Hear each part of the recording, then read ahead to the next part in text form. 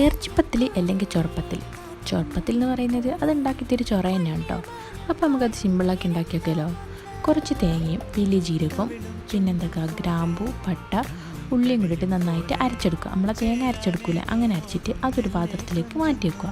എന്നിട്ട് എന്തൊക്കെ അറിയോ, കുറച്ച് പച്ചരിയും കയമ്പരിയും തലേ ദിവസം പുതിർത്തി വെക്കണം കേട്ടോ. എന്നിട്ട് അതും കൂടി അരച്ചിട്ട് മിക്സാക്കി വെക്കുക. ഉപ്പിടാൻ മറക്കരുത്. പിന്നെ ഒരു പാൻ വെക്കുക, കുറച്ച് വെളിച്ചെണ്ണയും കരിവേപ്പിലയും പിന്നെ ഇഞ്ചി പച്ചമുളക് ഉള്ളിയും കുറച്ച് ഉപ്പ് ഇട്ടിട്ട് വഴറ്റുക. പിന്നെ നമ്മളെ മസാല ഉണ്ടാവല്ലോ, എന്നിടുന്ന മസാല തന്നെ, മഞ്ഞൾപ്പൊടി മുളക് പൊടി കുരുമുളക് പൊടി ഇറച്ചി മസാല ഗരം മസാല പിന്നെ തേങ്ങ കേട്ടോ. ഈ മസാല ഉണ്ടാക്കുമ്പോൾ നമുക്ക് തേങ്ങ മെയിനായിട്ട് വേണ്ട സാധനം. ഒന്ന് വഴറ്റിട്ട് വരുമ്പോൾ നമ്മൾ എന്താക്കുക വേവിച്ച് വെച്ച ഇറച്ചി ഉണ്ടല്ലോ അതും കൂടി ഒന്ന് മിക്സിയിലിട്ട് ക്രഷ് ചെയ്തിട്ട് അതും കൂടി ഇടുക. അതിനോടൊപ്പം കുറച്ച് മല്ലിച്ചപ്പം കൂടി ഇടണേ. പിന്നെ ഇഡ്ഡലി ചെമ്പ് എടുക്കുക, നമ്മളെ നേരത്തെ എടുത്ത് വെച്ച് മാവ് ഒഴിച്ച് കൊടുക്കുക, മസാല ഇടുക, ആവിക്ക് വെക്കുക, റെഡിയാക്കി എടുക്കുക. അപ്പോൾ നമ്മുടെ സൂപ്പർ ഇഡ്ഡലി പത്തില റെഡി ആയിട്ടോ.